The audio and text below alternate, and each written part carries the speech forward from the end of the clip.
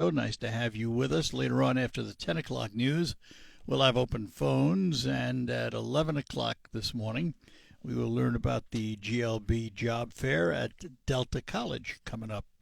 All of that is ahead. But for this hour, we're going to talk policing. And from a couple of different angles, we're going to talk about canine policing and other policing subjects.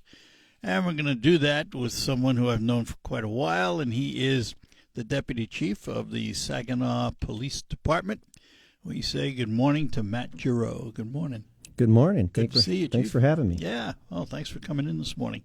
So I want to start with canine policing because Saginaw has been a department blessed to have canines for a long time. And now you got a brand new one. We do. Canine Vader. Canine Vader is number what? 4 or 5 in the department? He's 5. 5. And are these canines specialized? In other words, does Canine Vader do something that one of the others doesn't do? There's 4 of them that specialize in narcotics, tracking, suspect apprehension, handler, protection, community engagement. You know, they look for lost children. And then we have Loki that is over at Covenant Hospital. And, that's what he does. That's an English lab. And he does bombs. So he gets called out a lot for, special events, presidential visits. Yeah, along with the state police canines. Sure. Yep. He specializes in that, and it's... So when he gets called out, because you're mentioning, all of these special events, are these animals available regionally to other departments? They are. They travel all over the county. Our officers are deputized throughout Saginaw County, so they go all over. There's a few other canines in Saginaw County, and Michigan State Police, but they're not always available. So we respond and assist when needed. So one of yours is almost always available then? Yeah, there's a canine on every shift, 24 hours a day. Huh. And we should also explain that's not a cheap part of the department, is it? These are expensive dogs, and plus the care that goes with it. They are, but the canine program is operated entirely on donations from the community. Oh, is it really? They are. I never realized that. Yes. So just public donations? Public donations, and you get grants from any of the well, it's through Saginaw Community Foundation Okay. and the Saginaw Valley Police Canine Association Fund. It's a 501c3 foundation, and people can make donations through directly through going to the website for the Saginaw Community Foundation and clicking on the Saginaw Valley Police Canine Association Fund and make donations that way, or directly to the police department. A lot of times we will have people just drop checks off at our front desk. No kidding. Correct. And does that funding also cover the cost of obtaining the animal? It does. Because they're not cheap. No, they're not. They're upwards of around $10,000 for a dog. I was going to say thousands of dollars, and even then, that's not totally trained yet.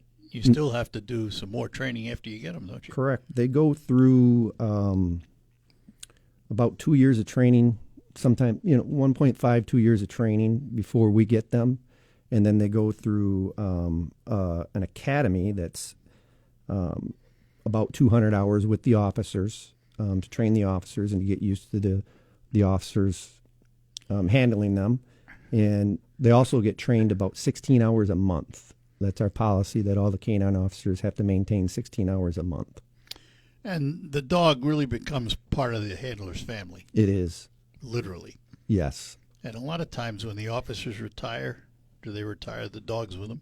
They do. Or if an officer moves from the canine unit into like a detective or gets promoted to sergeant, or one of the federal agencies that we have task force officers on, the dog will go with them. Because they're the handler. You really can't train the dog to go with another handler. And the handlers also, they have they become connected to the dog. It's part Well, of their it's family. part of They their have kids family. at home. Yeah, I mean, you know, dogs are dogs, and when you have one, you love them to pieces. absolutely. It's interesting that there are that many of them. I never realized how many canines you had until I read an article recently, and I said 5. Wow, 5 right now, but we've had quite a few in the past. you've always had them though. Yeah, since I've been in the department. And I think the canine program really started back in the late 70s when a lot of the officers were coming back from Vietnam, and they used canines while they were deployed.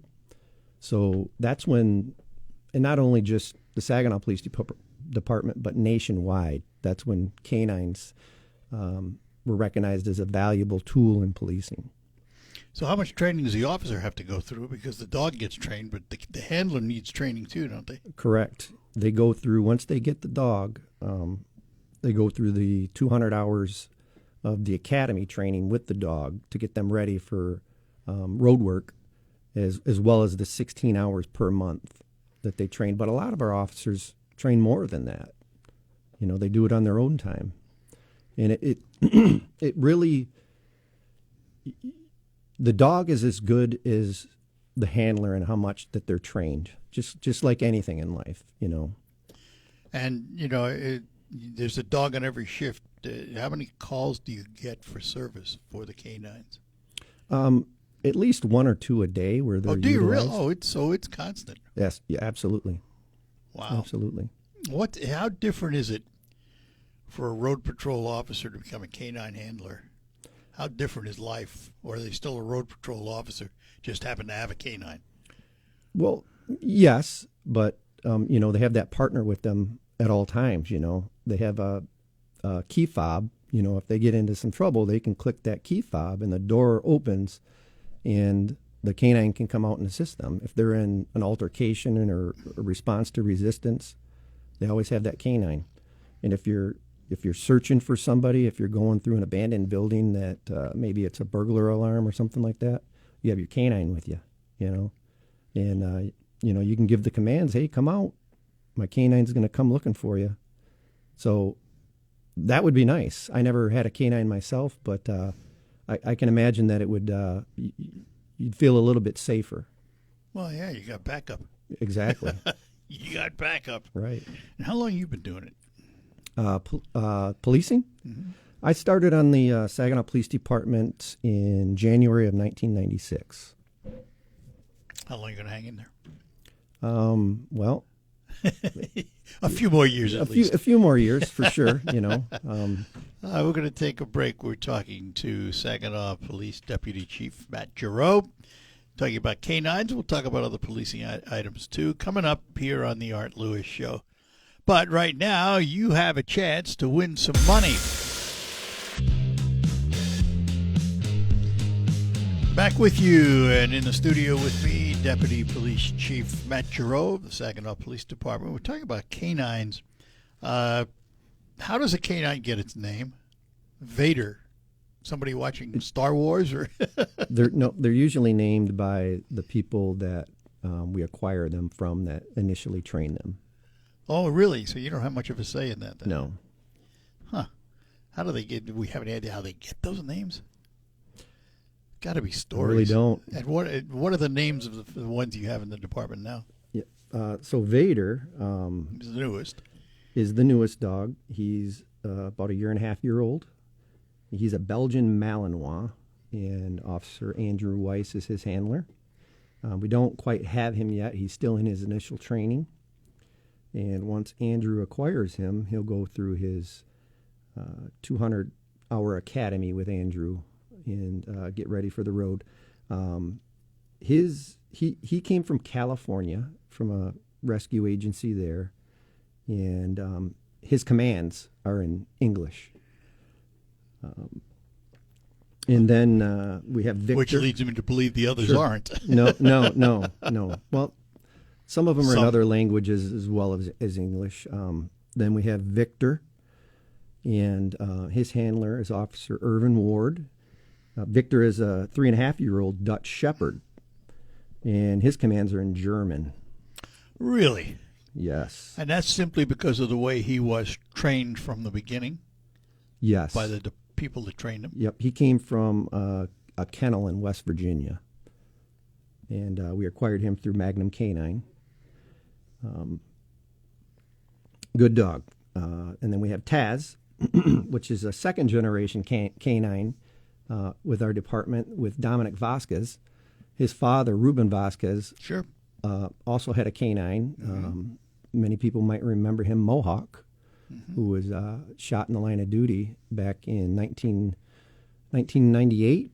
That was before they all had vests. Yes, yes. Although I don't know if the vest quite would have stopped it because he was shot in the neck. Yeah. Yeah. And Taz is a Malinois German Shepherd mix, and his commands are in German and Dutch, and he's about 4.5 years old. Yeah, yeah. Very cool looking dog as well. Then you have Loki, which is The hospital dog. Yep, the Black English Lab. That's over at Covenant Hospital, who we have a great partnership with. And it's a therapy dog over there, with the nurses and the patients. And he does his rounds daily, meeting the people. Commands English. His commands are in English. He's an English lab. He looks for lost children and elderly in the community that may have wandered away from their homes. And he is a incendiary device dog. So he does the bomb detection at the local events and whatnot. And then we have Crixus, which is a 6-year-old Belgian Malinois, and his commands are in Spanish. Yeah. That dog is fast. I think he was clocked at 36 miles an hour. Oh, my goodness. You don't So want you're to not going to run from Crixus. him. No. I wouldn't. And they Sure. they spend half their life in the back of the car. Yeah, but How are the cars set up to keep them comfortable? So we have cages. They're like kennels that are built Right. into the back seat. They're specialized, which is also an extreme expense that is all covered usually by donations. Yeah. And as far as comfort goes, is the car air conditioning takes care Oh of it? yeah, there's air conditioning back there. They have alarms because the dog doesn't always go out with the officer, so Right. they have to leave him in the car. And there's heat alarms in there, and the horn will start beeping if the car is getting too hot to alert the officers. And Get the dog out. And Right. Give him some air. Yeah. Right. There have been some tragic events across the United States where canine handlers have forgotten about their dogs in the back seat and they've Not perished. Not good. We don't ever want that to happen to our dogs. They're like family to us. Yeah. So the officer goes out on patrol. Typical patrol is how long? How often? Is it 10, 12 hours? They Our working officers- 4 days or? Our officers work 12-hour shifts. They work an 84-hour pay period. That's how it's based on pay periods as opposed to so much per week. Correct. Yep. 84 hours. And the dog is with them 100% of the time with Yes. the handler. Yes. 100% of the time. Like I said, they don't go out on every single call, but when they're needed, they're right in the back seat of the car. Yeah. So You said something about the fob will open the door automatically? fob will open the door. They wear it on their belt or on their exterior vest. So, if they're in some kind of response to resistance encounter or they need help, click that button and, The door pops open, the dog just comes running. oh, yeah. When Oh, that door opens, they know it's time to work. Yeah. But they know what to do? I mean, they run toward the officer, obviously, right, to help the officer. They do, and that's why they train, and they train for those situations and scenarios. At least 16 hours a month, and that's why they have commands. And the commands are sometimes in different languages, so that the General public can't tell the dog what to do. exactly. That's pretty interesting. Yeah. Who does the training? I mean, do you have training officers on staff, or is there a company that does that? Magnum Canine and all the canine handlers throughout the Great Lake Bay region we'll get together and train together as well. One of our former officers, Doug Stacer, is now with Buena Vista Police Department, and he had canines with our department as well. And he's very well educated on canine training, and we train with him as well quite a bit. Officers volunteer for this? To get in the canine Yeah. program, absolutely, and it's pretty competitive. When openings occur, there's an interview process, and that's how they're chosen. Have to have at least 2 years on the police department to even interview. Have to get along with the dog too, I imagine. Right. You have to want a dog, a dog in your life, because you have to take care of it 24/7. Well, it becomes your dog. Right. Yeah. It's it's pretty amazing the smarts these dogs have. Yeah. And how much they can do. Right. It's absolutely unreal. And not all canines make it. There's been a few that haven't gotten through their initial training program with their handlers. Some of them have issues. We had a dog that had some vision issues, so we had to retire that dog.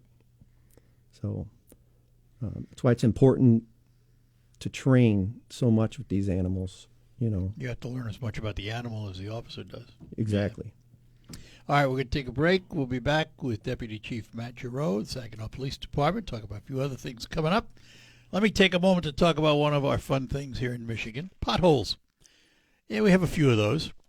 And while communities and the various road commissions do their best to keep ahead of it, they're still out there and they still can be dangerous. And if you hit enough of them, you can impact your alignment, your tires, your wheels, and all of those things.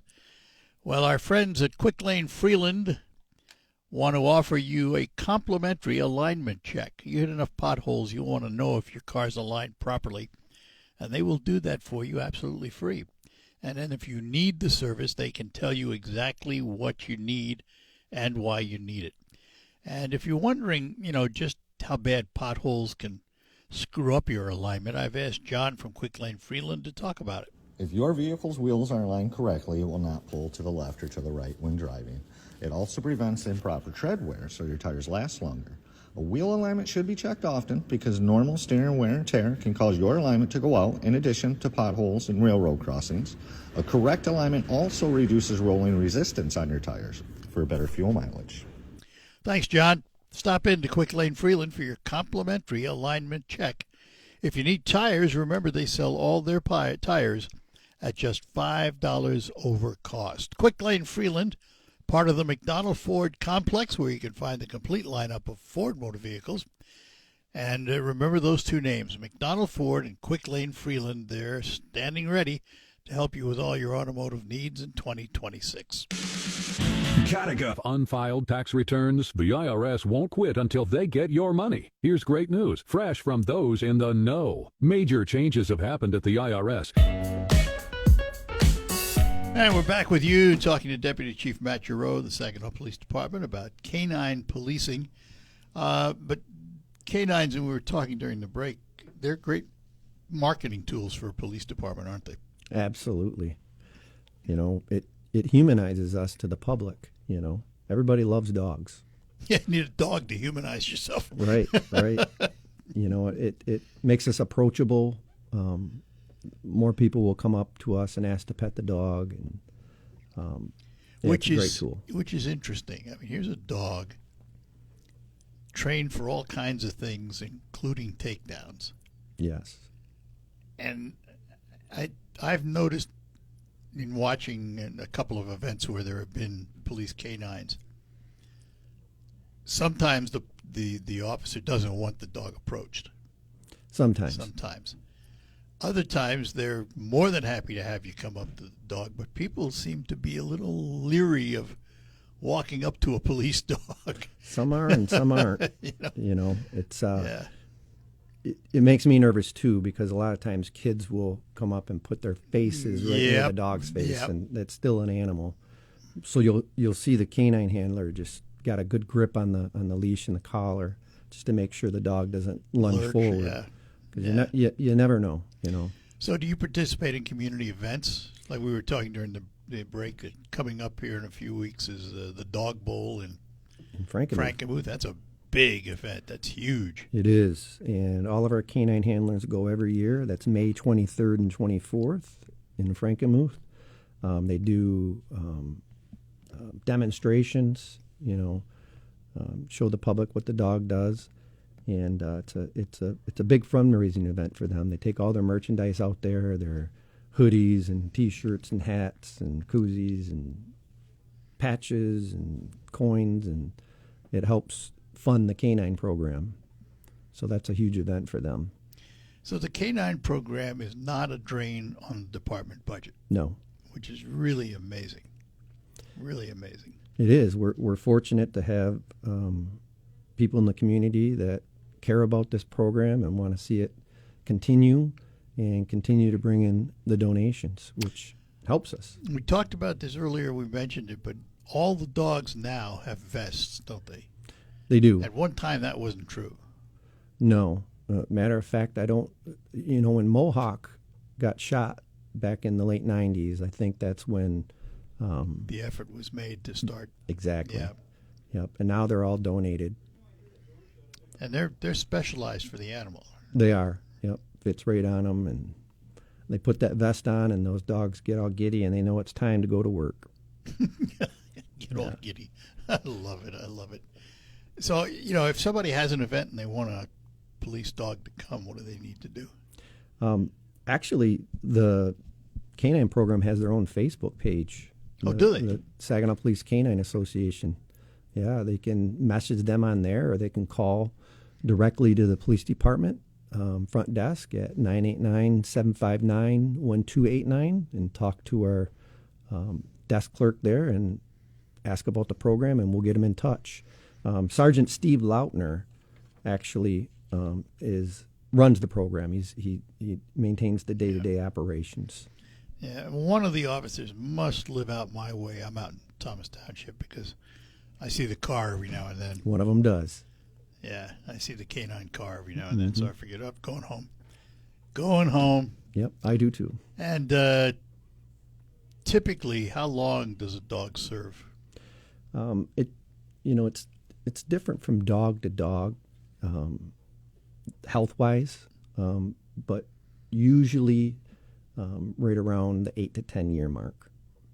That's a pretty healthy time. The handlers know when the dog's getting tired. Yeah. And or the handler may get promoted or move into a different unit, become a detective, go to one of the federal agency task forces. So you just retire the dog at that time? We do. We retire the dog, and the dog goes with the canine handler's family because it's part of their family at that point. All right, we'll take one more break here and then finish up our conversation with Matt Giroux from the Saginaw Police Department, where he's Deputy Chief. My name is Angie Gouja. I've been an All right, we're back with you talking to Deputy Chief Matt Giroux from the Saginaw Police Department. Let's put aside the canines for a minute and talk about the human officers. How are we doing in attracting them? I mean, we've been through a real pendulum since George Floyd. It became very difficult to recruit officers, and we're beginning to see, I think, that pendulum swing the other way now, aren't we? Yeah. Actually, last year we were full staff for most of the year, and we actually had people on a waiting list that the background investigations were complete, and they were waiting for a call, for an opening. And once the openings became available, they got scooped up by other departments in the area. Yes. So they didn't want to wait around. But it is. I think it's taken a turn. Back when I started, you'd have hundreds of candidates. Yep. Yeah. And, I mean, for a while, the Saginaw Police Department was the only one paying for the academy. Right. You'd train them and other people would grab them. That's still happening. Yeah, well, they have to give you a certain amount of time, don't they? We have them sign a 4-year agreement with us that they'll stay with us for that 4 years. Now, if they want to get out of police work altogether, Oh, if they're that's out a of it, different story. going to another department after you spent the money to train them. Right. We can't be the farm for the area police department. But now most departments are paying, aren't they? Yes. Township is. This I think is Buena Vista does. And that's all through the Sheriff. MCOLS, Michigan Commission on Law Enforcement Standards. They provide grants to police departments across the state of Michigan to put people through the police academy. And we've been fortunate enough to obtain quite a few of those grants. We actually have one person in the police academy right now, Hunter Roberts, whose father is a Bridgeport Township police officer. And we're lucky we've got the academy right here, Delta College. Yes, that's where I went to the academy. So what drew you to policing? You know, my father, Michael Giroux, was a firefighter for the city of Saginaw for 24 years, and he was my hero growing up. You know, still is my hero. So he worked the 24-hour shifts, and which caused him to, work a day and have a few off. Right. So he had a lawn service on the side, and of course, as soon as I was strong enough to push a lawnmower, he had me working for him. So back then we had a deputy chief named Darnell Jackson, who's now a judge. Oh, yeah. And Darnell was one of my dad's clients, and he saw me out mowing the lawn one day and talked to my dad and said, we have this cadet program, and I think your son would be a good candidate for that. I just graduated high school and never really thought about policing other than run into the police officers that my dad encountered, One of them was Rich Maletti. I remember that name. Yeah, a lieutenant with us, and ran into him at the State and Mason 7-Eleven one time, and I just thought he was the coolest person on planet Earth, And, those things combined, my dad being a firefighter, Darnell Jackson reaching out to my dad, my good experiences talking to police officers that my dad knew. I said, hey, this is something that I can do. Because I was going to Delta to going to X-ray technology. But I can't see myself doing that now. I can only see myself doing this. It's funny because my dad was a Fed. He was a special agent Treasury. Okay. Wanted me to follow in his footsteps. Dad, I have no interest in law enforcement. None whatsoever. Right. So 77 years later, when the sheriff swore me in, I held up the badge and said, see, Dad, look how long it took. There you go. Yeah, I definitely didn't want to run into burning buildings, but I have a lot of respect for firefighters. I did that for 7 years in New Jersey. Okay. And it was, of course, in my case, I didn't run into the buildings. I was driving all the time. Okay. I was a chauffeur engineer. But it's the other thing that I've always, I've talked about this to a number of officers, particularly minority officers. It's nice to have policing that resembles the community they're policing. Absolutely.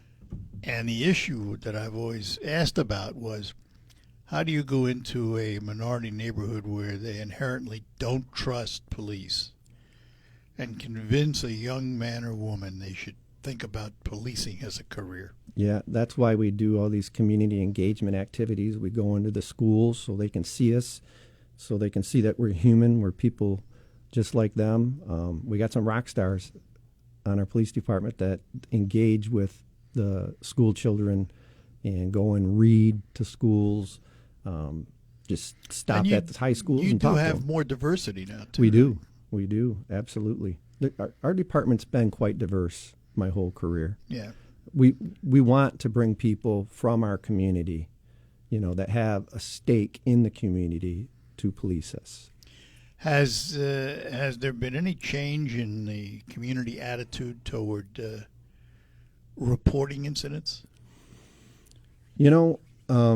That was one of the biggest challenges when I was a detective working violent crimes and homicides, was actually getting people to, talk to me, to trust me. But, I found if you, once you're at the scene, usually the family is right outside the police tape. If you just go up to them and explain, hey, this is who I am, and I'm going to be working on your loved one's case, and give them your card, and you can call me. And I think I developed a reputation in the community where I could be trusted. So that's what we try to instill in our officers, to use the procedural justice approach to policing, treat everyone with respect and dignity, tell them what you're doing, why you're doing it, and, Well, give them a say. the old adage is trust and respect can't be demanded; they have to be earned. Exactly. And you build that over a period of Exactly. time. In the same way that media has to build that rapport with police agencies, Exactly. because there have been media people that you wouldn't give a plug nickel to, and others that you'd tell everything to because you know they wouldn't tell anybody else. Right. Yep. And I've been a part of the Public Information Office for 10 years now, and I've developed some really good relationships with the media and trusting relationships. Yep, it's a And- two-way street. Yeah. And we want to be transparent. Yeah. Absolutely. But you can't give everything all the time. Well, Matt, I want to thank you for spending the time with us this morning, and good luck with Vader. Thank you. I appreciate When's it. he going to come on full time? How long before he? How long does it take for those 200 hours of training? Andrew sent me an email this morning, and he just said it's soon, within the month. Good. All right, my friend. We'll see you. Thanks. Thanks for being having with me. us. We'll take our last break and tell you what's ahead next hour. When it's time to transform your home. For this first hour, our thanks to Deputy Chief Matt Giroux for being with us from the Saginaw Police Department. Coming up, news from CBS and the local report, and I do believe Jonathan Dent's in the newsroom for Michael Percha today. And then we'll be back with open phones next hour. Broadcasting from the